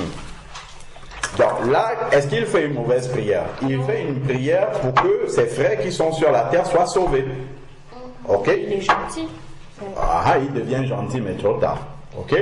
C'est quand il était riche là, vivant une bonne vie là. D'ailleurs, il ne partageait même pas avec ses frères. C'est maintenant qu'on sait qu'il a 5 frères. Mais quand il vivait une vie joyeuse, là, on ne voyait pas ses frères. Donc même ses propres frères, il ne s'en occupait pas. Et ici, il nous dit qu'il a 5 frères. D'accord? Il a 5 frères. Et il dit qu'il leur apporte son... Verset 28. Relis le verset 28, Wendy.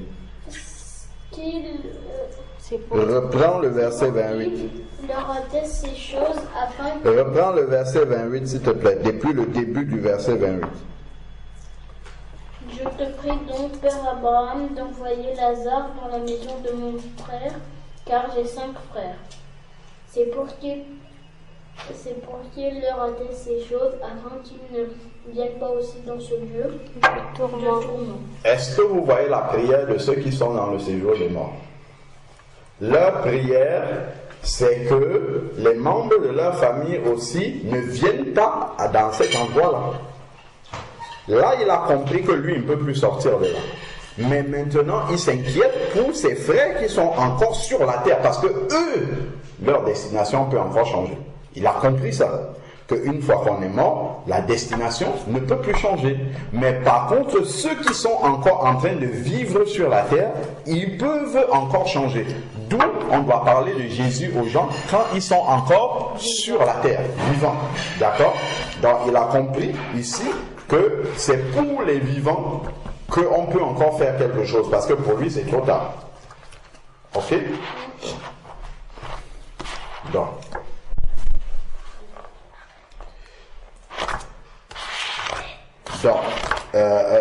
Donc là, il prie pour ses frères, ok?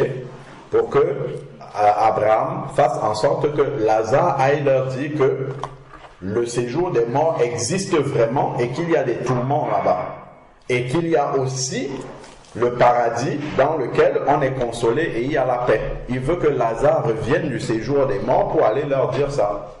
Ok? Que Lazare. Oui, que Lazare soit ressuscité pour aller leur dire ça. Mais il t'a dit Lazare qui revient du séjour des morts. Que Lazare revienne du ciel pour aller leur dire ça. Ok? Et est-ce qu'Abraham va exaucer cette prière-là? Verset 29. Tu veux dire Jésus? Abraham répondit: ils ont Moïse et les prophètes qui les écoutent. Point. Dans deuxième prière, la deuxième prière de l'homme riche pour ses 5 frères encore vivants n'a pas été exaucée par Abraham. V28 et 29. Notez s'il vous plaît. La deuxième prière de Lazare, la deuxième prière de l'homme riche concernant le salut de ses frères encore, de ses 5 frères encore vivants, n'a pas été exaucée par Abraham. Ok? Donc il adresse ses prières à Abraham. Oui, lui fait ses prières à Abraham. Il fait pas ses prières à Jésus? Puisqu'il ne voit pas Jésus, il fait ses prières à Abraham qu'il voit. Dans la seconde prière ou la deuxième prière de l'homme riche, pour le salut, donc c'est pour que ses frères soient sauvés, pour le salut de ses 5 frères encore vivants. Donc comme je disais, c'est là qu'on apprend qu'il y a ses frères. Mais quand il vivait la brillante vie et tout ça, on ne nous a pas parlé de ses frères. Donc en fait, il ne s'intéressait même pas à ses frères. Non seulement il s'intéressait par Lazare, mais il s'intéressait pas à ses frères non plus. C'est maintenant qu'il est mort et qu'il est dans le séjour des morts qu'il se souvient qu'il a des frères.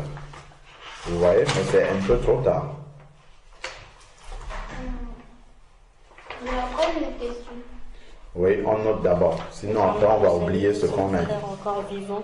Oui. Après, on Dans la seconde prière de l'homme riche pour ses frères, ses 5 frères encore vivants, n'a pas été exaucée par Abraham. Donc c'est EXAU, on avait vu, c'est E accent aigu. N'a pas été exaucée par Abraham. V 28, 29. Ok? Et qu'est-ce que Abraham lui répond? Quelle est la réponse qu'Abraham lui donne au verset 29?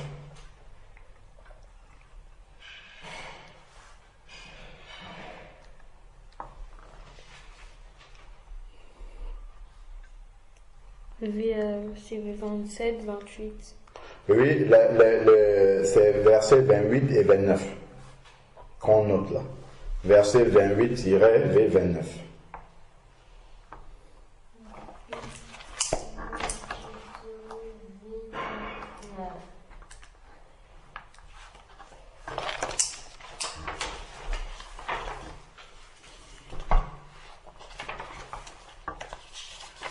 Vous avez noté? Dans la deuxième prière n'a pas été exaucée non plus. Donc, alors j'ai 28 et 29. Qu'est-ce qu'Abraham lui dit? Qu'est-ce qu'Abraham lui a répondu au verset 29? Ils ont Moïse. C'est qui il? Ses frères. Ok. Donc, ceux qui sont encore vivants. C'est ça. Ils ont quoi? Ils ont Moïse et les prophètes qui les écoutent. C'est quoi Moïse et les prophètes qui les écoutent? Quand il dit qu'ils ont Moïse et les prophètes, qu'est-ce qu'il veut dire? Oui. Ils ont la Torah. Ils ont la parole de Dieu. Qu'ils écoutent ceux qui parlent de la parole de Dieu sur la terre. Vous comprenez? Notez. Pour que les vivants soient sauvés, ils doivent écouter. Pour que les vivants soient sauvés, ils doivent écouter et obéir. Ils doivent écouter et obéir à la parole de Dieu. Ok? Donc, c'est pour ça que nous, les vivants, nous devons transmettre la parole de Dieu aux hommes. D'accord? Parce que quelqu'un ne viendra plus du séjour des morts pour leur annoncer la parole de Dieu. Vous avez compris pourquoi c'est nous qui sommes vivants là qui devons annoncer la parole de Dieu? Ils ont Moïse et les prophètes. Donc nous, on doit répandre Moïse et les prophètes, c'est-à-dire la parole de Dieu. Ok? Donc, qu'est-ce qu'on a dit? Les vivants, pour être sauvés, doivent écouter et obéir à la parole de Dieu. Car aucun mort ne viendra leur prêcher l'évangile.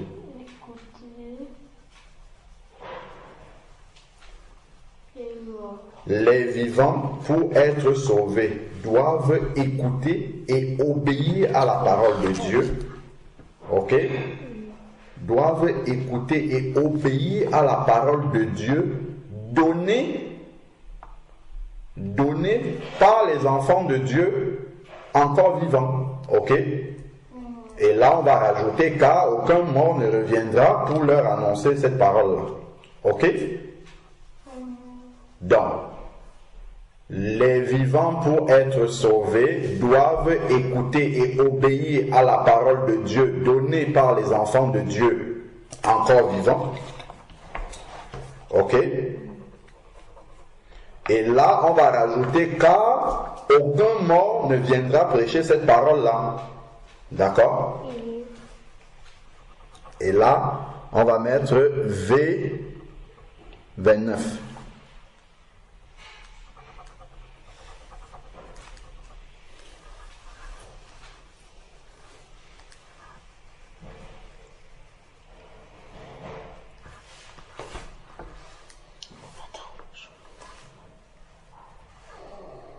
Qu'est-ce que tu n'as pas compris, Wendy? Pour que les vivants soient sauvés, ils doivent écouter et obéir à la parole de Dieu. Donnée par les enfants de Dieu encore vivants. Ok? Voilà. Car, et après c'est là où on va noter, car aucun mort ne reviendra prêcher cette parole. Et là, vous mettez V29. C'est pour cette raison-là, là en fait on est en train de répondre à la question qu'on a posée dans le titre. Dans le titre, on a dit pourquoi il faudrait absolument prêcher la parole de Dieu aux hommes. C'est parce que c'est nous qui avons Moïse et les prophètes, d'accord? Donc nous devons la porter aux vivants. Parce qu'une fois que les vivants sont morts, ça va être trop tard. Ni nous, quand on sera mort, on ne pourra plus revenir prêcher l'évangile aux gens, ni eux, quand ils seront morts, s'ils vont en enfer, ils ne pourront plus entendre l'évangile. Ok? Voilà. Donc là, on est en train de répondre à cette question. Donc je reprends. Les vivants, pour être sauvés, doivent écouter et obéir à la parole de Dieu donnée par les enfants de Dieu encore vivants. Car aucun mort ne reviendra pour prêcher cette parole. V29.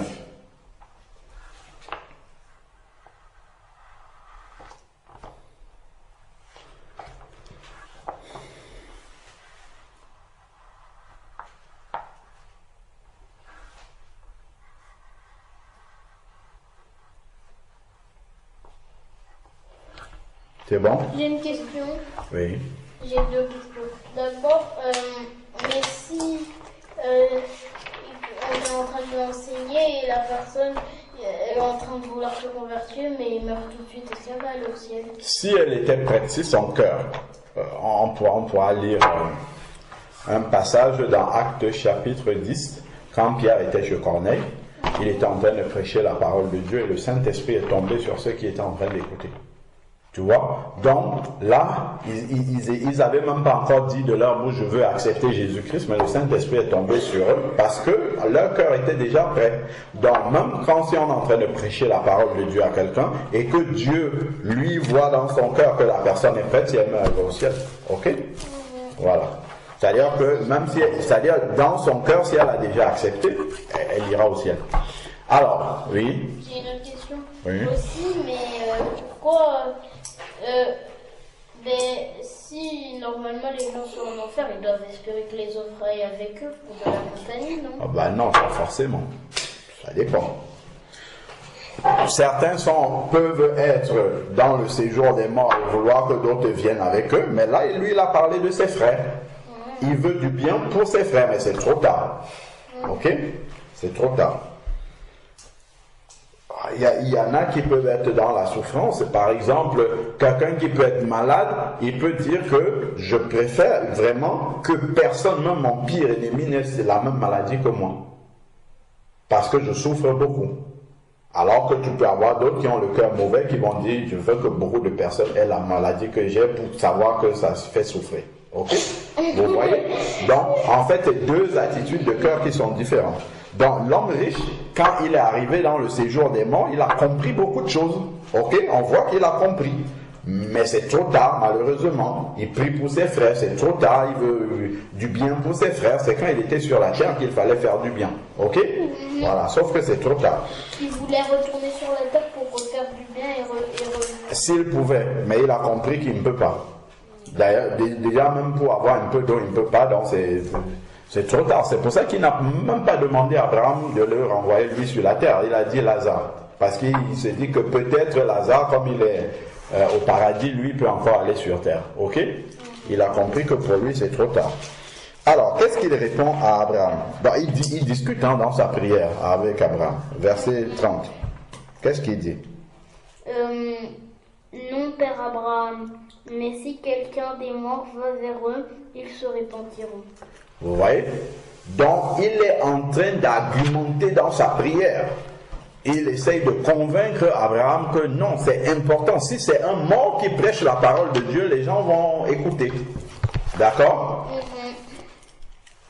Il dit que si c'est un mort qui prêche, ils vont écouter. Est-ce que Abraham va exaucer la prière comme il dit? Verset 31. Et Abraham lui dit. Et Abraham lui dit. S'ils n'écoutent pas Moïse et les prophètes, ils ne seront pas persuadés quand même quelqu'un des morts ressusciterait. Vous avez compris ce que ça veut dire? Si quelqu'un ne reçoit pas la parole de Dieu que toi, un vivant, tu lui donnes, ce n'est pas parce que quelqu'un sera sorti de la tombe pour lui donner cette parole-là qu'il va l'accepter. Parce que son cœur est déjà mal disposé. D'accord? Si son cœur est mal disposé, quand toi qui es vivant, tu lui donnes la parole de Dieu, même quand un mort ressusciterait pour lui donner cette parole-là, il peut accepter parce qu'il a vu que c'est un mort et tout ça, mais son cœur n'est pas réellement touché. D'accord? Vous voyez? Il peut accepter par intérêt parce qu'il a vu que c'est un mort qui est ressuscité, tout ça, mais réellement son cœur n'est pas touché. Ok? Il va accepter parce que c'est mystérieux, un mort est ressuscité, il a parlé, tout ça et tout. Il va dire oui, j'accepte Jésus, mais son cœur n'est pas touché. Son cœur sera réellement touché s'il accepte quand les vivants lui parlent de Jésus. Ok? Est-ce que vous avez compris? Verset 31, on voit que Abraham n'a pas du tout exaucé cette prière. On va finir par un dernier verset. Est-ce que jusque-là vous avez tout compris? Oui. On finit par un dernier verset, c'est Actes, chapitre 4, verset 12. Raphaëla va lire ça, ce verset-là. Actes, chapitre 4, verset 12. Actes chapitre 5. 4. Vous allez noter ce verset-là. Comme maman. Allez, on lit déjà le verset et après vous allez le noter. Acte 4, verset 12. Qu'est-ce qui est écrit? Il n'y a de salut en aucun autre, car il n'y a sous le ciel aucun autre nom qui a été donné Parmi les hommes, par lequel nous devions être sauvés. Relisez encore ça doucement et vous m'expliquez ce que ça signifie. Il n'y a de salut en aucun autre, car il n'y a sous le ciel aucun autre nom qui a été donné parmi les hommes par lequel nous devions être sauvés. Qu'est-ce que ça signifie? Donnez-moi, je vais le souligner. Relis tout doucement et tu me dis.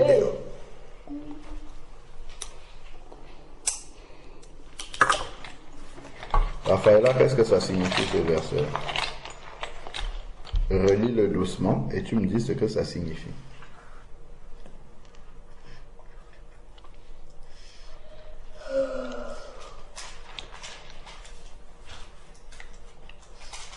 Que il n'y a pas de salut en quelqu'un d'autre.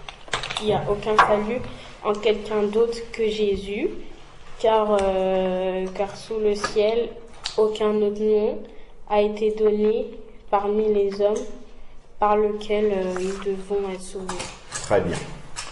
En fait, ce verset-ci dit que si tu n'acceptes pas Jésus-Christ, tu ne peux pas être sauvé. C'est la seule personne qui peut sauver un être humain. Donc, tu peux être musulman, tu peux être bouddhiste, tu peux être témoin de Jéhovah, tu peux être sincère dans n'importe quelle religion. Si ce n'est pas Jésus-Christ, tu ne peux pas être sauvé. Et pourquoi? Pour la raison que je t'avais donnée, Wendy, c'est que peu importe ce que tu fais, tu seras toujours un pécheur.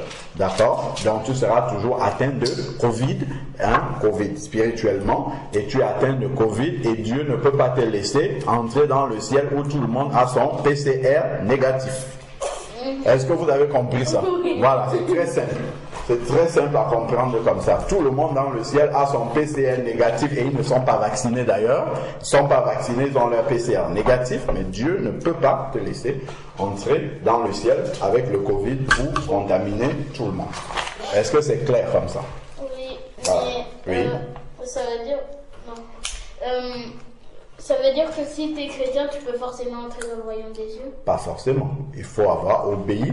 La première chose pour être sauvé, c'est de connaître, d'avoir accepté le nom de Jésus-Christ. Et ensuite, il faut vivre comme il veut. Parce que accepter Jésus-Christ, ce n'est pas juste dire avec la bouche, je t'accepte. C'est de vivre comme il demande de vivre. C'est ça qui montre que tu as accepté Jésus-Christ. Ok? Voilà. Donc, vous notez, Actes, chapitre 4, verset 12, seul Jésus-Christ peut sauver les êtres humains. Acte 4, non, on note d'abord ce que ça signifie et on va mettre entre parenthèses Acte 4, verset 12. Seul Jésus-Christ peut sauver les êtres humains. Seul Jésus-Christ peut sauver les êtres humains.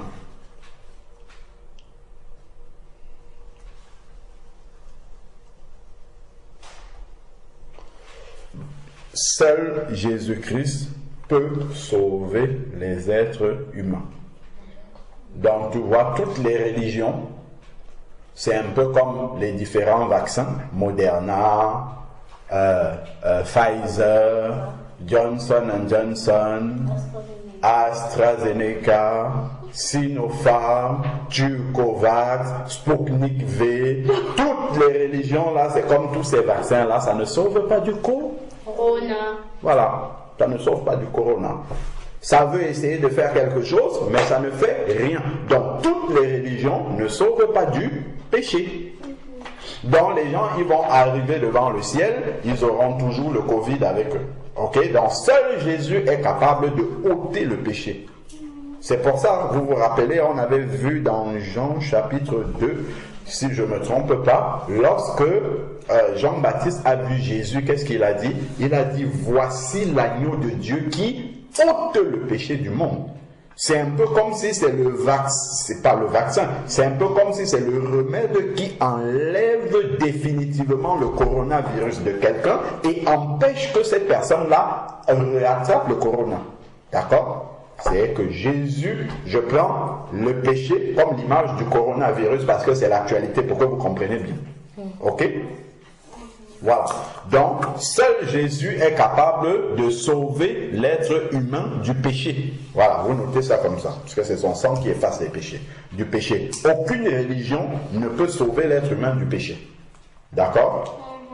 Et c'est le péché qui empêche d'entrer dans le ciel. D'accord? Seul Jésus-Christ peut sauver l'être humain du péché. Vous vous rappelez, non, vous ne vous rappelez pas, on n'a pas lu encore Romains 6, verset 23, le salaire du péché c'est la mort, mais le don gratuit de Dieu c'est la vie éternelle en Jésus-Christ. Donc la conséquence du péché c'est le séjour des morts, comme on a vu là-bas. Et le don gratuit de Dieu c'est la vie éternelle en Jésus-Christ, c'est-à-dire que c'est Jésus-Christ qui est capable de nous amener au ciel. Ok? Donc seul Jésus est capable de sauver. Vous avez vu? Donc vous voyez pourquoi on doit parler de Jésus à tous les êtres humains, qu'ils soient catholiques, musulmans, qu'ils aient déjà une religion, tout ça, on doit leur parler de Jésus parce que seul Jésus est capable de sauver. Sinon, ce qui s'ensuit, c'est quoi? C'est le même chemin que l'homme riche a suivi. D'accord? Voilà. Et c'est entre parenthèses Acte 4, verset 12. Est-ce que c'est les démons qui l'ont pris pour l'emmener? Les démons n'ont rien à faire là-bas. Les démons ne font pas ce travail-là. Ce sont des anges aussi qui les prennent pour l'emmener au séjour des morts. Les démons eux-mêmes, ils doivent aller dans l'enfer, le séjour des morts, les temps de feu. Les démons, dans eux, ils ne peuvent pas faire ce travail-là de prendre les gens pour les amener là-bas. Ils ne sont pas serviteurs de Dieu. Ce sont les serviteurs de Dieu qui font ça. Ok, oui? Oui, mais est-ce que le diable, enfin surtout les démons et le diable, est-ce qu'ils ont une apparence humaine comme un être humain ou bien ils sont vraiment comme des petits trolls avec des cornes qui sont vraiment des monstres? La Bible dit que le diable se déguise en ange de lumière. Donc il peut prendre l'apparence qu'il souhaite Et pour faire ce qu'il veut. Et les démons aussi. Il peut donner le pouvoir à un démon de prendre l'apparence qu'il veut. Et les anges, ils ont le droit par Dieu? Pardon? Est-ce que Dieu, il peut donner le pouvoir enfin, est-ce que les anges aussi, ils peuvent... Oui. Prendre des apparences? Oui, bien sûr. Lorsqu'on voit l'ange de l'Éternel, par exemple, peut arriver, enfin, il faut voir dans la Bible la manière dont les anges viennent. Généralement, les anges viennent vêtus de blanc, voilà, ils apparaissent à Marie, ils apparaissent à Joseph, ils apparaissent à comment on l'appelle, Zacharie, ils sont apparus à la maman de Samson, ils sont apparus à Abraham sur les chaînes de Mamré, ils sont apparus à Lot également, à Sodome et Gomorrhe. Généralement, ils prennent une apparence humaine, généralement. Voilà. C'est bon? Oui. Quels sont les sujets de paix? Là maintenant, Wendy, est-ce qu'avec ce partage, tu as compris pourquoi c'est urgent de prier déjà pour ceux qui ne connaissent pas Jésus-Christ, qui sont encore vivants? Parce que si on prie après, c'est trop tard, ok? Si quelqu'un est déjà mort, c'est trop tard pour prier pour lui. Donc, c'est pendant qu'ils sont vivants qu'on prie pour eux et qu'on leur annonce la parole de Dieu. Parce qu'après, ça va être trop tard. Ok? On a bien compris ce qu'Abraham a répondu à l'homme riche. Ok. Quels sont les sujets de prière qui vous viennent à cœur? De pouvoir croire en Dieu jusqu'au bout. Croire en Dieu jusqu'au bout, vivre comme Dieu veut, parce qu'on voit que c'est ça qui a manqué à l'homme riche. Ne pas être égoïste. Voilà, vivre comme Dieu veut, ne pas être égoïste, donc penser aux autres. Oui. Que les biens que Dieu nous donne, qu'on puisse utiliser avec bon usage. C'est ça, ok. Et puis, que nous soyons zélés pour parler de Dieu aux autres. Moïse et les prophètes. Ils ont Moïse et les prophètes. C'est nous maintenant qui devions porter la parole de Moïse et les prophètes à ceux qui sont encore vivants. Ok? Oui. Ça veut dire quoi, zélé? Zélé, c'est-à-dire motivé. Motivé pour faire, surmotivé pour faire quelque chose. C'est ça, zélé. Ok? Alors, donc, on va prier pour les différents sujets. Ok? Chacun prie selon ce qu'il a retenu dans son cœur. Ok? Allons-y. Wendy, tu commences à faire Raphaëla, après je vais conclure. Okay. Seigneur, je te remercie pour la parole de Dieu qu'on nous a étudiée. Amen. Merci parce qu'elle reste gravée dans notre mémoire. Amen. Et dans notre cœur. Je te prie pour te prier pour qu'on puisse avoir la foi jusqu'au bout. Amen. Qu'on puisse avoir du zèle pour annoncer ta parole. Amen. Amen. Qu'on puisse ne pas être égoïste. Amen. Et vivre comme tu le demandes. Alléluia. Au nom de Jésus-Christ. Amen. Amen. Seigneur, je te remercie pour la parole que nous venons d'ouïr. Fais qu'elle puisse rester gravée dans notre cœur, qu'on puisse bien l'appliquer. Amen. Seigneur, fais qu'on puisse vivre comme tu veux, aide-nous à vivre comme tu veux. Amen. Et qu'on puisse être reconnaissant des biens que tu nous donnes, qu'on puisse les utiliser et en faire bon usage. Au nom de Jésus-Christ, Amen. Amen. Éternel Dieu, merci encore parce que ta parole nous éclaire sur ce qui arrive après la mort. Nous avons compris beaucoup de choses, Seigneur Père éternel. C'est vrai que la mort reste un mystère pour beaucoup d'êtres humains sur la terre, mais ta parole vient nous éclairer encore. Nous avons bien compris qu'il y a deux chemins que l'on peut prendre après la mort, Seigneur Père éternel, soit le séjour des morts, soit aller auprès de toi. Et Seigneur Dieu, nous avons compris aussi que cela dépend de la manière dont nous avons vécu sur la terre, la manière dont nous avons vécu les deux plus grands commandements, à savoir tu aimeras le Seigneur ton Dieu de tout ton cœur, de toute ton âme et de toute ta pensée, et aussi ton prochain comme toi-même. Seigneur Père, nous te prions afin que tu puisses nous aider à vivre ces commandements. Parfois, Seigneur Père éternel, nous sommes vraiment, Seigneur Dieu, dans la difficulté de pouvoir vivre ces paroles, mais c'est sur toi que nous nous appuyons, Seigneur Père éternel, afin que tu nous aides à être remplis d'amour pour toi, remplis d'amour pour notre prochain, Seigneur Dieu, et que Père, nous puissions vraiment vivre comme tu veux, Seigneur Père, être des témoignages, Seigneur Dieu, pouvoir prêcher ta parole par notre comportement, par notre manière d'être, Seigneur Dieu, et par ta parole que tu nous révèles, afin, Seigneur Père, que la plupart de personnes avec lesquelles tu nous permets d'être en contact puissent être sauvées et passent des ténèbres à la lumière.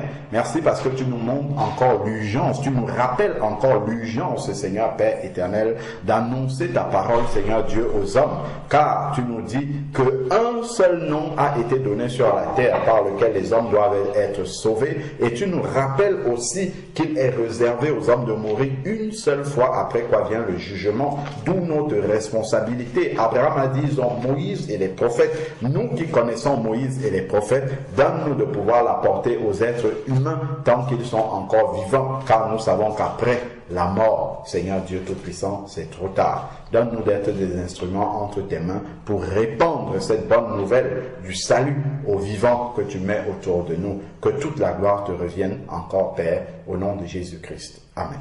Amen.